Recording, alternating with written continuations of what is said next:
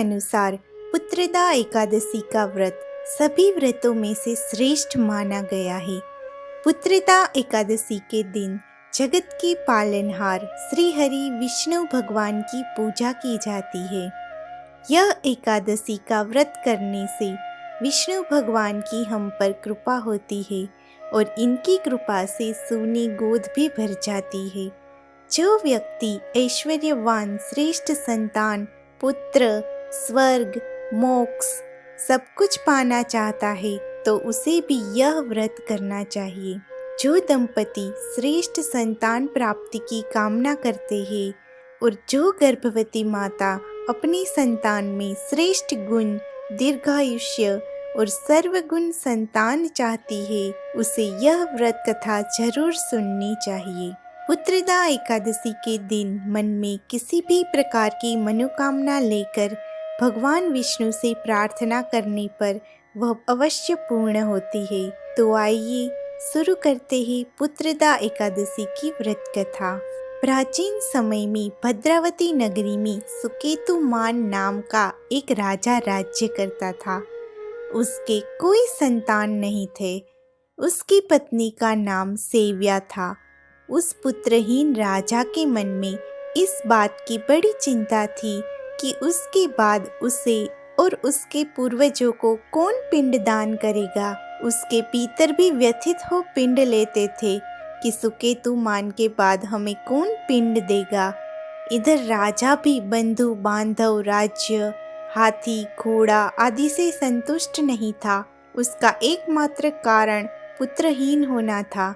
बिना पुत्र के पितरों और देवताओं से ऋण नहीं हो सकते। इस तरह राजा दिन रात इसी चिंता में घुला करता था। इस चिंता के कारण वह एक दिन इतना दुखी हो गया कि उसके मन में अपने शरीर को त्याग देने की इच्छा उत्पन्न हो गई। किंतु वह सोचने लगा कि आत्महत्या करना तो महापाप है, अतः उसने इस विचार को मन से निकाल दिया। एक दिन इन्हीं विचारों में डूबा हुआ वह घोड़े पर सवार होकर वन को चल दिया। घोड़े पर सवार राजा वन, पक्षियों और वृक्षों को देखने लगा। उसने वन में देखा कि मृग, बाघ, सिंह, बंदर आदि विचरण कर रहे हैं। हाथी शिशुओं और हथनियों के बीच विचर रहा है। उस वन में राजा ने देखा कि कहीं तो सियार कर्कश शब्द निकाल रहे हैं और कहीं मोर अपने परिवार के साथ नाच रहे हैं। वन के दृश्यों को देखकर राजा और ज्यादा दुखी हो गया कि उसके पुत्र क्यों नहीं है। इसी सोच विचार में दोपहर हो गई। वह सोचने लगा कि मैंने अनेक यज्ञ किए हैं और ब्राह्मणों को स्वादिष्ट भोजन कराया है, किंतु फिर भी मुझे यह दुख क्यों मिल रहा है। आखिर इसका कारण क्या है। अपनी व्यथा किससे कहूँ। कौन मेरी व्यथा का समाधान कर सकता है। अपने विचारों में खोए राजा को प्यास लगी। वह पानी की तलाश में आगे बढ़े। कुछ दूर जाने पर उसे एक सरोवर मिला। उस सरोवर में कमल पुष्प खिले हुए थे। सारस, हंस, घड़ियाल आदि जल क्रीड़ा में मग्न थे। सरोवर के चारों तरफ ऋषियों के आश्रम बने हुए थे।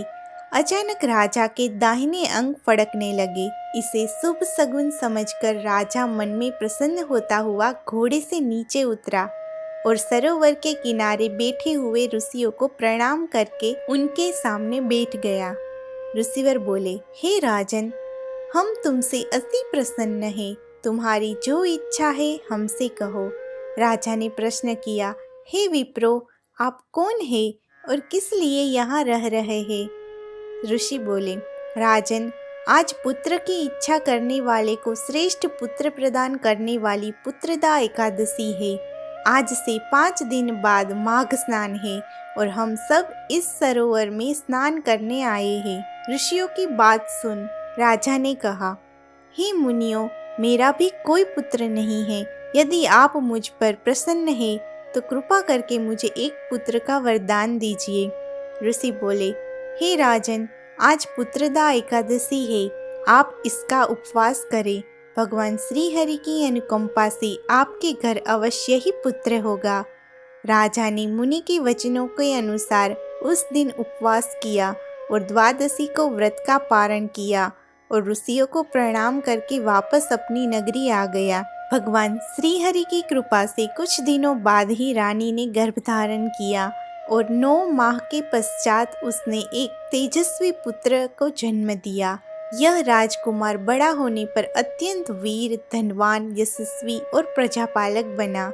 पुत्र प्राप्ति के लिए पुत्रदा एकादशी का उपवास करना चाहिए।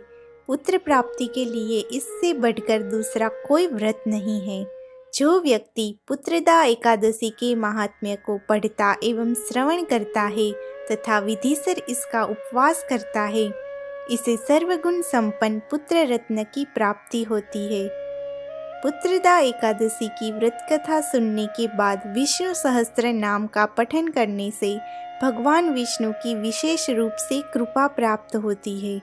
आप संतान गोपाल स्तोत्र का श्रवण भी कर सकते हैं। इसीलिए हर दंपति श्रेष्ठ संतान एवं पुत्र प्राप्ति के लिए पुत्रदा एकादशी का व्रत जरूर करें। आपका बहुत बहुत धन्यवाद।